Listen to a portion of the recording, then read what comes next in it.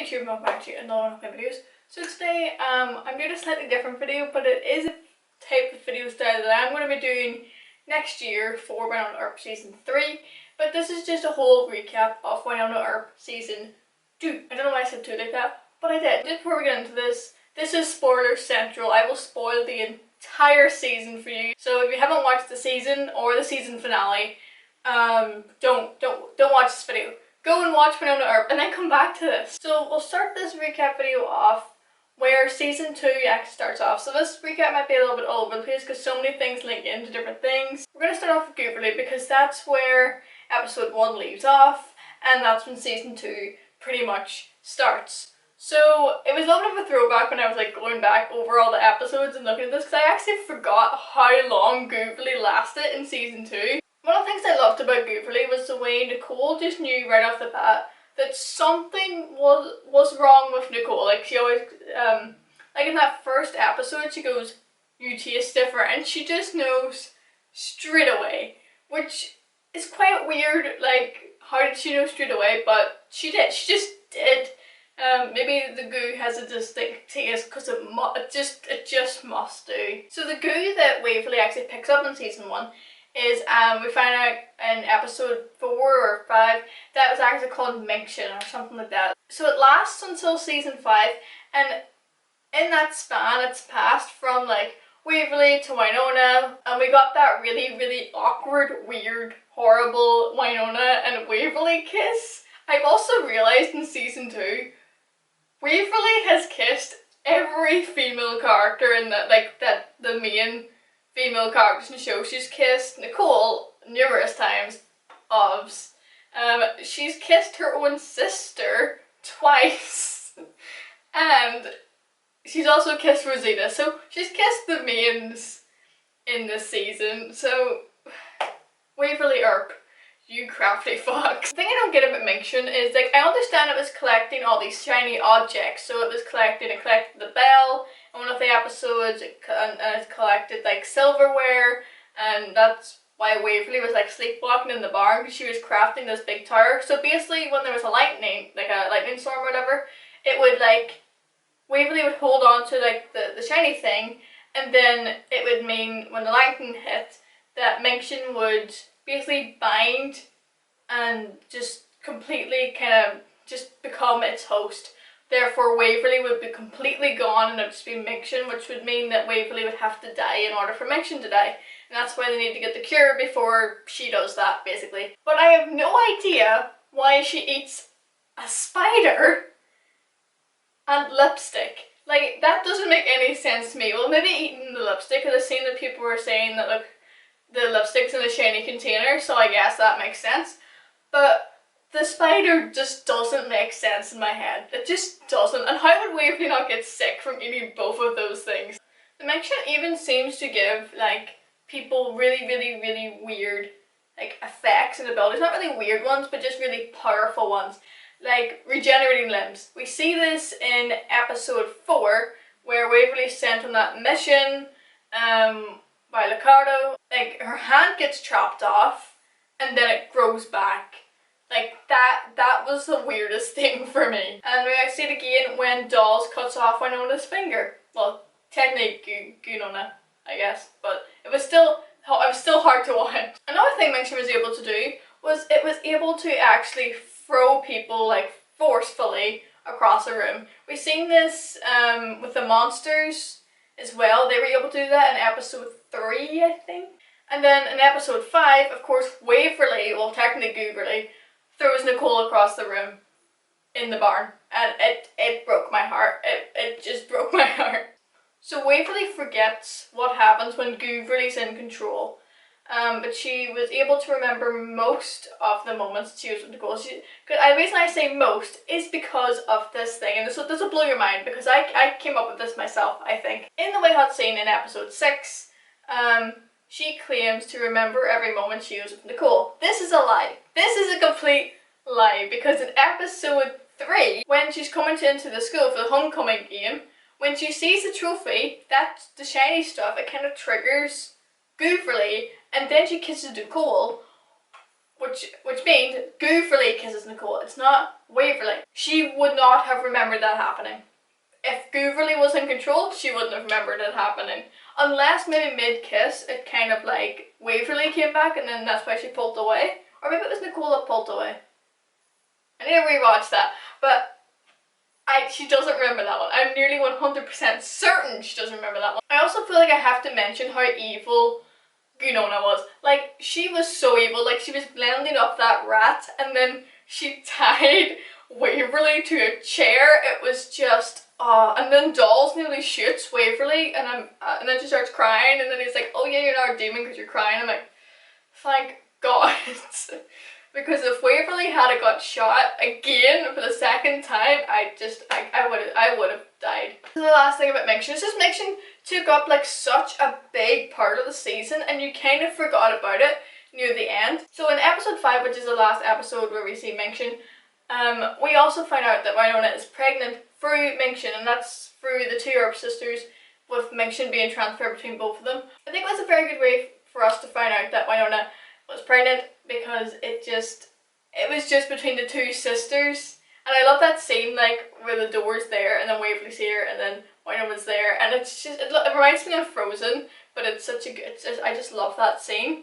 But the Minxion, for me, added like a really, really cool element, so it kind of showed that Peacemaker can kill more than just demons. It can kill things that kind of come up from hell that aren't necessarily demons, so it kind of shows us more of the functionality that Peacemaker has as well. Okay, this is a question that I have, and if you can answer it in the comments.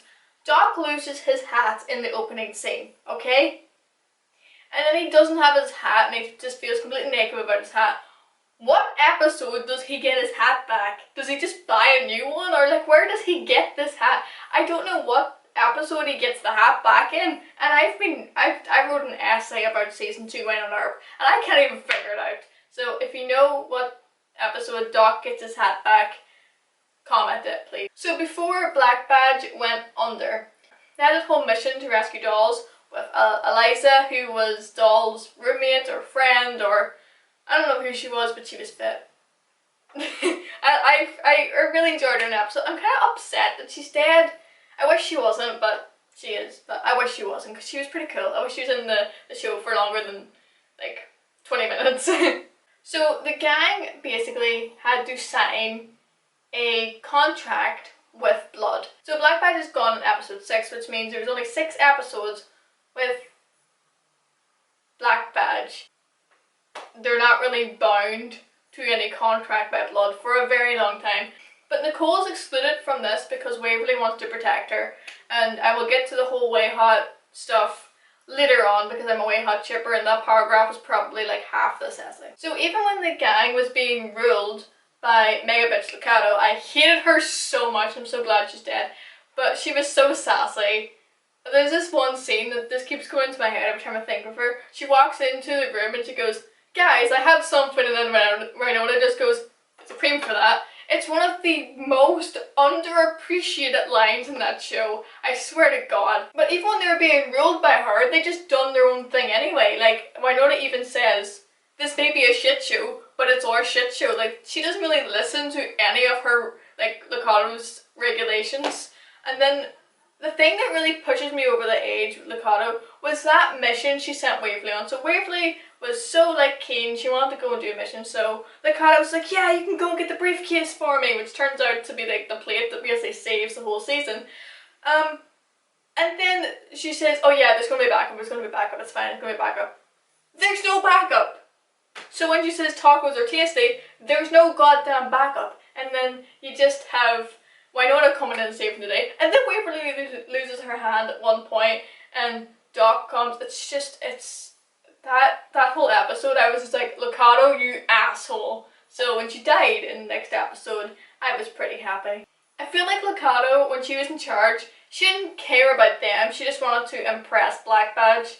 That's all she wanted to do. And then how she dies is she touches the goo. So she melts the goo in like a Bunsen burner kind of setup thing. So yeah, so then she touches the goo and then her head explodes.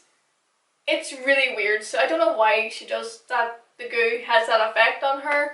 Maybe there can only be one Minxion or something, but that's what happened. I actually forgot until I was recapping this that Doc uses Ocado to buy shorties. And then of course he uses shorties as a place where he can basically manufacture or brew a new medication for dolls to basically control his whole dragon-like state. So in the season we got two new characters, that is Jeremy and Rosita. So Jeremy at the start, this is weird, I kind of grew to love Jeremy more and more and more this season, and I grew to hate Rosita more and more this season. So at the start I loved Rosita, and at the start I was a little bit weary of Jeremy, but then they kind of swapped places by the end of this season. So of course we meet Jeremy in the first episode where Waverly is undercover and pretending to be British, and it's funny because Dominic is actually British, and it's so funny. He's just so awkward around her, like she's trying to try and flirt with him, seduce him, try and get him to do things, and he just doesn't know what is happening. He's just confused, and I just love it. So he is basically like a scientist, and he works in the labs in Black Badge, basically. That's his job. So I was a bit wary of him at first because he didn't seem to know how to react to anything. He just didn't really know what to do, and he was just a little bit socially awkward, and I was thinking, how is he going to fit into the show? And of course he is kind of tied into this whole contract thing for some reason.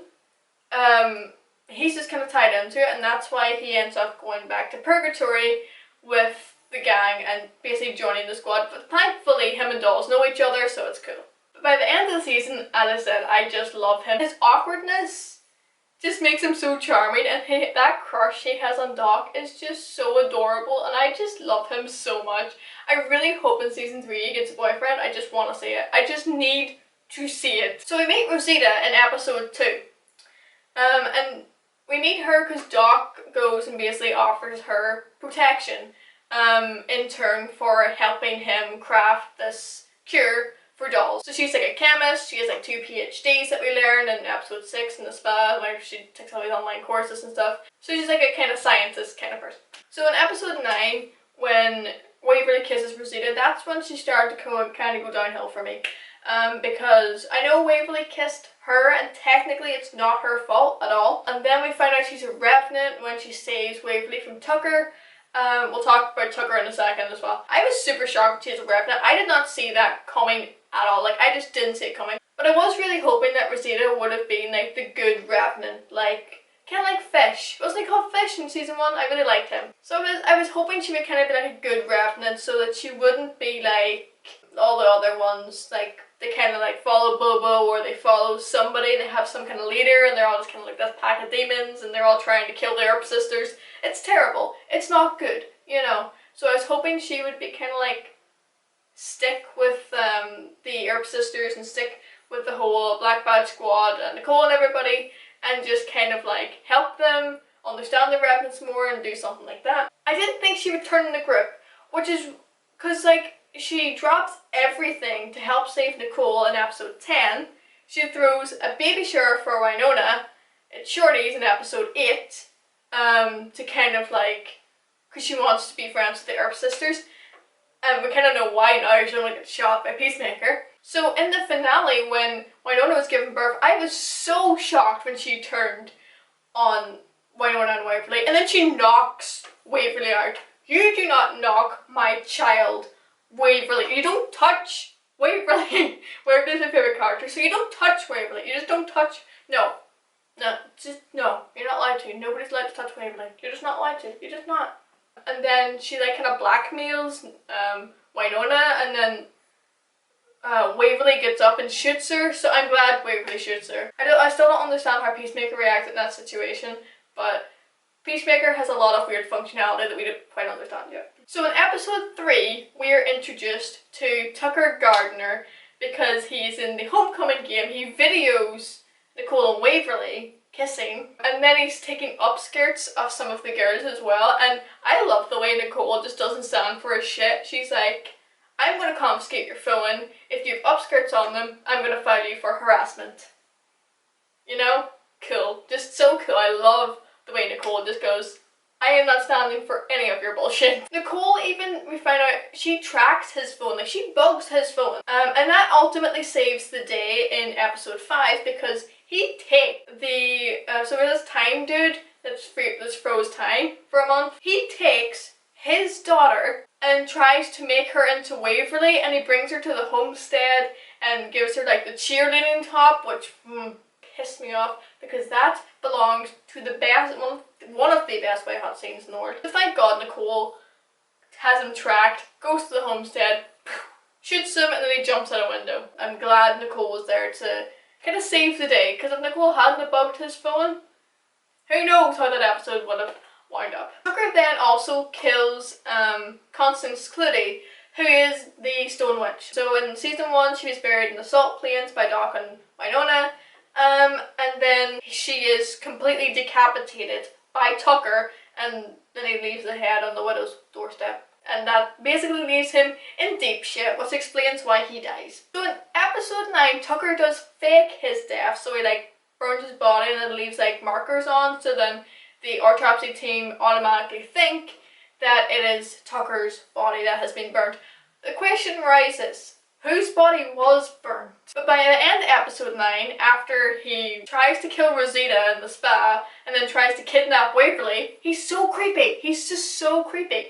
After he does that, he goes in the run again, and then he gets kind of caught up with Widow Beth, and then she paralyzes him, and I think that's him dead, because we haven't seen him come back, so I think Tucker he's gone, thank God. In episode 5, we are introduced to the Order. The Order are basically like this, they're firemen by trade, but they are a cult by night. To get rid of Minction, they just want to kill the person that Minction's in. So they want to kill Waverly. Of course, Wynonna does not let them, and because they have the cure, and the cure obviously works, and then we have that really cute White Hot scene. They're linked to the plate that has to be melted down in the finale. So when Dawes is trying to get the venom to cure Nicole, he gets stopped by the Order, and they give him back the plate, and then they offer to take the Wynonna's baby as well, which is super weird because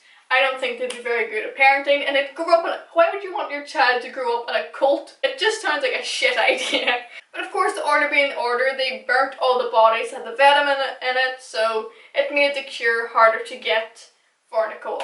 In the finale, they try and take the baby, so they have to try and get past Dawes, and then Dawes goes all fire lizard and basically gets rid of them. So I take it the Order are gone. I take it the Order are dead. I think they're gone. I think the Order is gone. So they're a season 2 thing. So now we're going to move on to the main baddie in this season, which was the Widows. So in episode 1, the Widows were released from their boxes in Black Badge by Doc. He left some dynamite in the headquarters, and I went because it was all dynamite, and yeah, basically it kaboomed.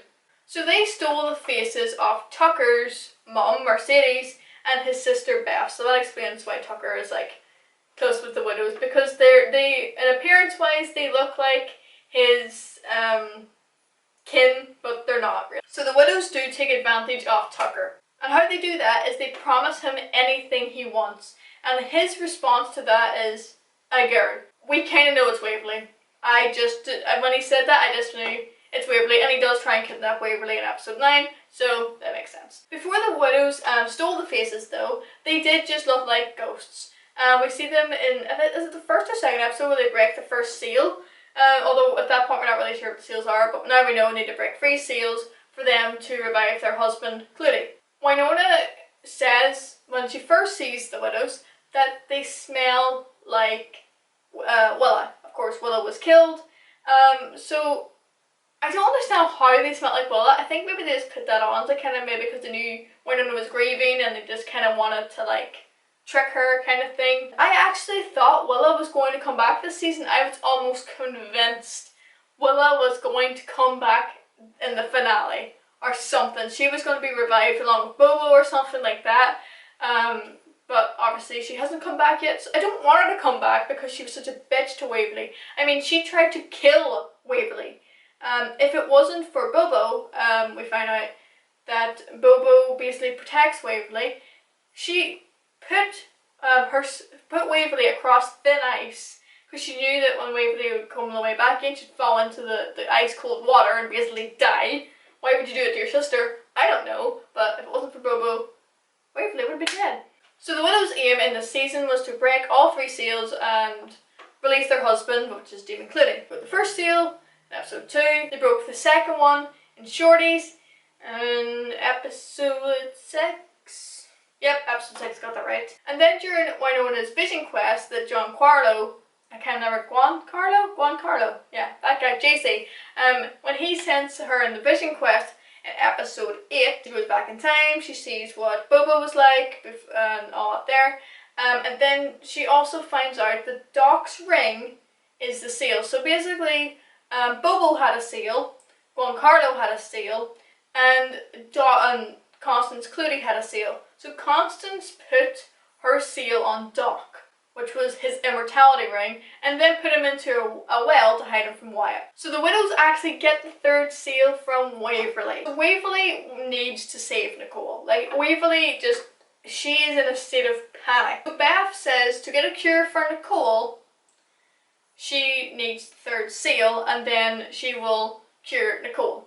So Waverly, in a state of panic, she goes to the Iron Witch, which then points her in the direction of the 3rd seal, which is Doc's ring, which Wynonna gave to Nedley to hide, and he hid it in his coffee mug, and then the Iron Witch points her in the direction of it. She goes, finds the 3rd seal, gives it to Beth, and Nicole is then cured, but the 3rd seal is then given to the Widows, and then that means that they can release Damon Clutie, which is bad because Wynonna promised that she wouldn't break it without Doc.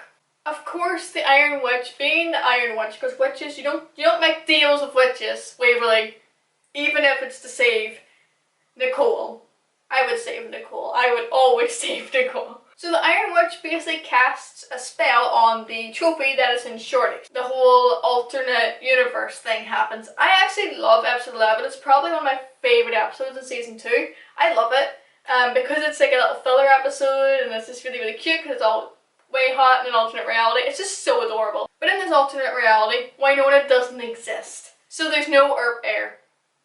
I don't know how that works. There's no Earp air, which means demons are just everywhere. Yay! Of course, the trophy is broken by the Unkillable Gay Squad in the barn where they blow it up. So they sacrifice themselves, break the trophy, get Wynonna back, and then the whole reality is just back to normal. By the end of episode 11 though, Bobo and the Widows are actually both working together. So Bobo works with the Widows because he thinks that Damon Clutie will be able to prevent him going back to hell. So it makes sense why he's working with such an evil force. So we see in the finale that Widow Mercedes basically, she kind of betrays Beth a little bit, and then she becomes this bride Mercedes in the big like white thing.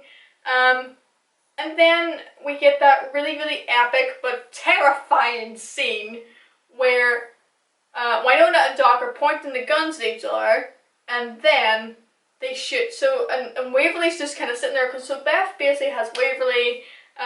So Wynonna, we know, has only 1 bullet. It's got amylase, I think it was, in it. And then you had Waverly over here being like this, like basically choked by Beth. You have like Jeremy and Nicole are paralyzed, and then you have the bride Mercedes, and then you have Doc and Wynonna on the other side. So it's kind of like a quadrilateral, I guess. And then you have that scene where Doc manages to split the bullet and it hits both of them, and it's nice to see Doc kill something for once. Scary, but pretty cool. So that's how the Widows die. Then the Widows just kind of come into this weird kind of gooey, ewy, gross stuff, but that's how they die. But then it leaves Wynonna with the problem of the bullet she was going to use to kill Clutie is now gone, and she can't make any more of them because the plate's already been melted. So unless they get like a source of amylase and they're able to make like a whole load of bullets, I can't see how they're going to kill Damon Clutie. So I think that'll be the main problem for season 3. So dolls. Dolls has changed a lot from season 1 dolls from season 2 dolls. First of all, in episode 1, season 1, dolls and Wynonna hate each other. And now they're like close friends. They even nearly date. And they kiss twice. So, but Dolls is terrifying when he doesn't have his medication, so they need to get on that. So thank you, Rosita, for making the medication. Even in the barn scene, where he's doesn't have his medication and he's made his way to the homestead barn, when he's going crazy at Wynonna because he can't really control his like demony, dragony side, I guess. Peacemaker does glow up on him. So Peacemaker glows up, and then it kind of flickers, so it's kind of like, oh my god, he's human, but he's also not human. So Peacemaker's a little bit iffy of Dolls as well. I love Dolls. I think Dolls is awesome, but the whole other side of him, no, it's scary. You see in episode 4 that Dolls can actually breathe fire, so that's why I call him a dragon, because I think he is part dragon. Who needs Game of Thrones for dragons? Apparently we have a human dragon in Wynonna Earp. In episode 7 though, it's really nice to see Dolls fangirl. That was like a highlight for me. So basically the old Black Badge comes and hunts Doc, and then Jeremy casts that binding spell, which is absolutely hilarious because it's at the worst time possible, and then Dolls gets to meet like his idol, and then that means that Doc is spared, which is pretty cool, but it was kind of like a side storyline for that episode. It was hilarious. So from episode 5 onwards, when we find out Wynonna is pregnant, Wynonna is basically trying to figure out who the father of this child is. So there's 2 possible fathers. But no, I'm glad they spread up Wynonna's pregnancy with the whole time stopping for a month in episode 6. So Wynonna's pregnancy basically progressed without it like kind of disrupting the show. But in episode 7 we get the best thing. So basically, on the night that Wynonna killed the 7 in episode 1, she was denied drink at Shorty's because she was way too drunk. So she went over to a strip joint, and that sold her as much drink as she wanted. And then she slept with either the owner or a bartender or something in it. But the main point is, he could be the father. So Nicole and Wynonna go to the strip joint, drink, and they're trying to get his DNA to basically test it against and see who if he is the father of the baby. So the potential father of the baby could have been the Revenant bartender guy that she slept with, but turns out it isn't, because in the season finale we found out through the whole crossing the line test with the baby that the baby is not part Revenant, and that the baby belongs to Doc. So I was so happy with that because I really wanted it to be Doc.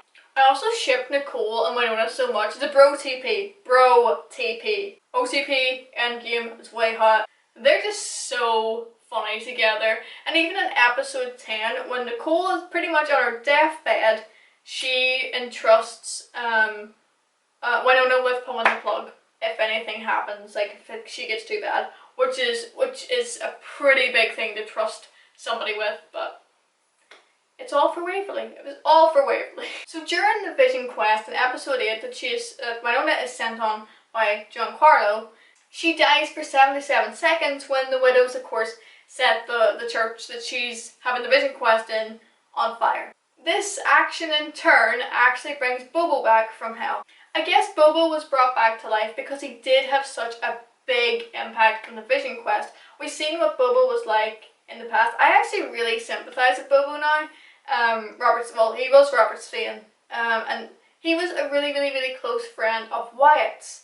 Of course, the guy that created the Earp curse. So, like their great grandfather or something, I think. So he basically was in the way of Peacemaker when Wyatt was shooting Demon Clutie, which means he kind of sacrificed himself and in turn became a Revenant that burnt in hell, and that's why he's so like horrible now, because he's been through so much shit, and it was all just because he was loyal to his best friend. I have so much sympathy for him after seeing that episode, and that scene with him with Wynonna is just, it's too much for my little heart to handle. So in the Vision Quest, Wynonna basically learns about the origin of the Earp curse, so how it basically came about and stuff, which is pretty cool. So it's basically Demon Clutie put a curse on Wyatt and his family, so that's how the curse came about, which is why if Wynonna kills Demon Clutie or all of the Revenants, but mainly you want to go for doom and gloom. The curse will be gone, which means baby Earp will never have to deal with any of this shit. So the seals, the 3 seals that we talked about earlier, that the widows broke, the seals were made by Constance Clutie, another one of his wives, so his 3rd wife. She made the seals to basically keep him buried. So I don't understand why he didn't go to hell or anything, but I suppose because he's a master demon, he can kind of prevent it and stay kind of hibernating, maybe like generating more power, or just something like that. That's just a theory I have. We got a lot of my favourite thing in the world. Way hot. So we got loads of way hot angst in this episode. Not this episode, this whole season was way hot angst. I was living for it because it makes their relationship so much more realistic. But it's also super frustrating to watch. Because you're like, oh my god, Waverly, what are you doing? Oh my god, Nicole, what are you doing? Communicate! Just communicate. And then when Waverly sends a text in episode 9, you're like, oh my god, don't communicate like that. I do, however, understand why they done certain things. So I understand why Nicole took the DNA results. I understand why Waverly kept Nicole out of the blood-binding Black Badge contract. And I understand why Waverly kissed Rosita and sent Nicole that horrible text. I understand why they did everything they did, but it was super frustrating to watch, but it was also super interesting and super good to watch. Like, I wouldn't have it any other way, but then I also would have it with no angst. But then I wouldn't, because then I'd be complaining about the fact it's unrealistic. Biggest shock of the season was the fact that Nicole is actually married to Shay, but we see in the finale, like the end bit of the finale, that she actually has divorce papers, and Shay has a little post-it going, and I will always love you, cue Whitney Houston. Nicole is getting a divorce in season 3. That's the highlight of season 3 already. So thankfully, Nicole's getting divorced, and also Rosita seems to be out of the picture after that whole fiasco where Waverly shoots her, Peacemaker turns blue? Question mark? And, well, she doesn't actually kill Rosita, so I think her shot missed. I think it missed. I need to rewatch that scene and see if it missed, or if she did shoot her, but it didn't work because it was Wynonna shouting at Peacemaker to work. I have to see. But I think Rosita is completely out of the picture. So in this season, in episode 2, of course, Nicole and Waverly did it for the first time, which it's a great scene. I'm not even gonna lie. I was not expecting that scene, but it was a good scene. It was a great scene. It's basically when Nicole gives Waverly the papers for forms to basically see if she's an Earp. Which I think that's why Nicole opened the DNA results actually, was because she felt like, I'm in this with Waverly. I'm going to figure out the results and then I can like talk to her about it. But then of course that didn't work for the whole surprise baby shower, and I'm still mad at Nicole for doing that, but it's in the past. It's in the past, and Way Hot's fine now. We also can't forget about one of the most iconic Way Hot scenes this season, the cheerleading scene. You're welcome, I'm just blessing you with some cheerleading Waverly. Holy shit. That scene, just wow. Nicole's face just says it all at the end of that scene. It just the whole fandom's reaction was Nicole's reaction. Thank you, Nicole, for representing the whole fandom.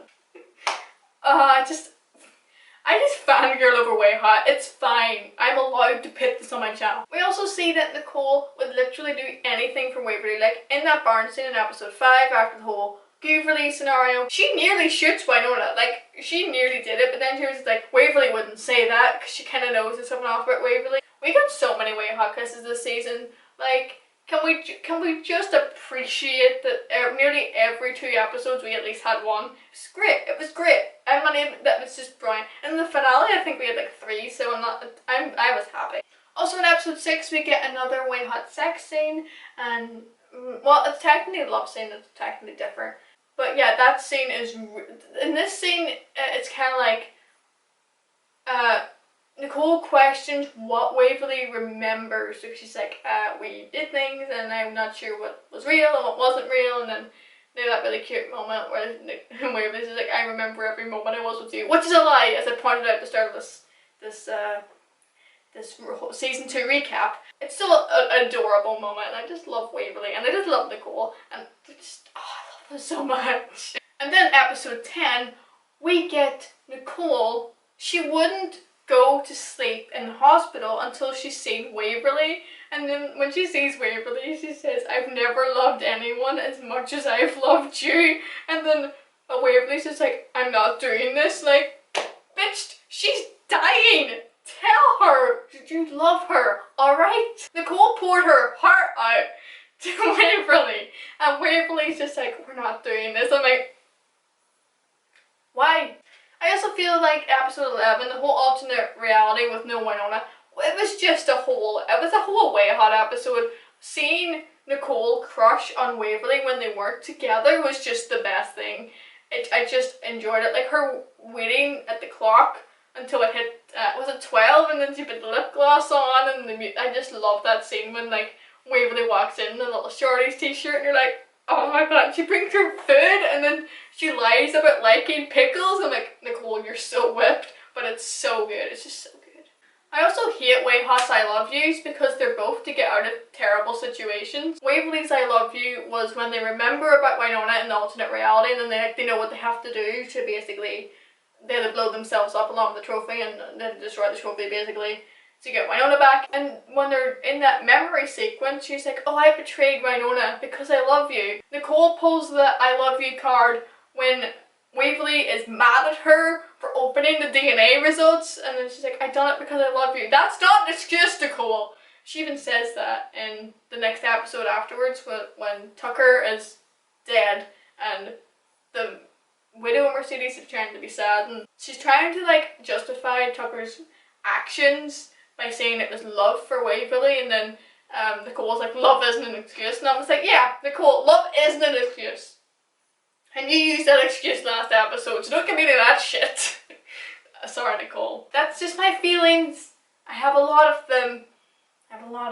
Before we finish this Way Hot paragraph, I have to mention the best Way Hot scene in this entire season. Episode 11, car scene. Waverly's crying in like her little wedding dress and her going, "Oh my god," like her little flower crown, she's so adorable. "Oh, you do that for me?" Like, go basically do some illegal shit. Nicole replies, "I do a lot of things to you," and you're like, "Oh my god," and then Waverly's like, for me. And Nicole's like, yeah, that too, and then she just puts the car in gear and just goes. I was like, oh my god. That's just the gay panic, Nicole. I'm just like, I need more of this. Nicole, just season 1. Cocky Nicole is the best Nicole, and I just live for it. I want to see more of that in season 3, 100%. I also really love the sisterly relationship between Wynonna and Waverly. So we find out they're not actually sisters, but Wynonna doesn't give a shit about that, which is brilliant. So we see at the end of episode 6 where Wynonna is crying kind of out of pregnancy because she's like, I don't have a choice in anything. She never had a choice about becoming the Earp heir. She never had a choice in whether she wanted to have a kid or not, and she feels like she just can't choose any direction in her life. And then in episode 8, in that scene with Bobo and Wynonna in the Vision Quest, so she basically is able to talk to Robert Svein. I like calling him Robert on the Vision Quest because he wasn't Bobo at that time, and he doesn't even recognize the name in that scene. He goes, "Bobo, that's not my name," you know? But when he asks, "What is my angel's name?" Wynonna could have just said her own name, but she didn't. She said Waverly, which actually leads to Waverly's life being saved from the ice thing that Willa did. So effectively, that grants Waverly protection from Bobo, so Bobo will not harm or hurt Waverly.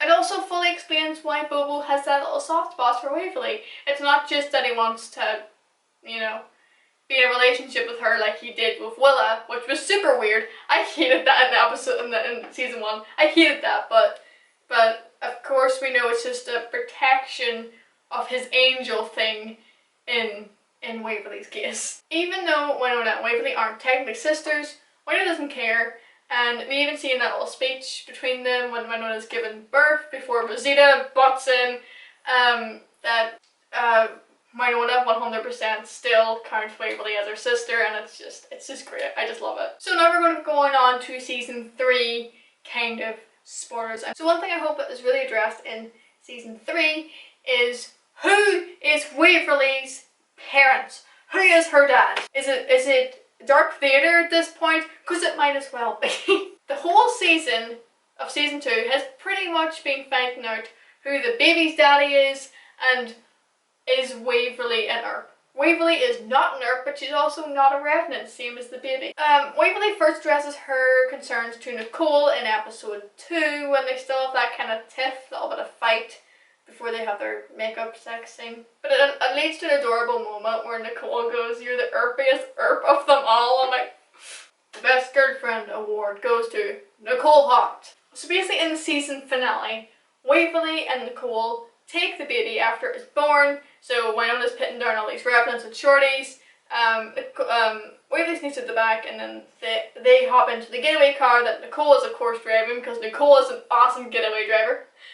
She's a police officer. They go to the boundary, so they go off the Ghost River Triangle, and they cross it. So as you know, Revenants cannot cross the line. So Waverly crosses the line with the baby, and she says to Nicole, "If any of us start burning, pull us back." So we know Waverly hasn't actually gone out of the Ghost River Triangle. She's done all her uni courses online. So it makes sense why they do like the crossing of the line test, because it can basically prove if Waverly is part Revenant or if the baby is part Revenant. So of course we found out the baby is 100% doxed from this test, and we found out that Waverly is not a Revenant. And also seems like the baby and Waverly have been connected all season, like closely connected. So closely connected that there was fan theories going around that the baby was Waverly. Like that's how closely connected they were.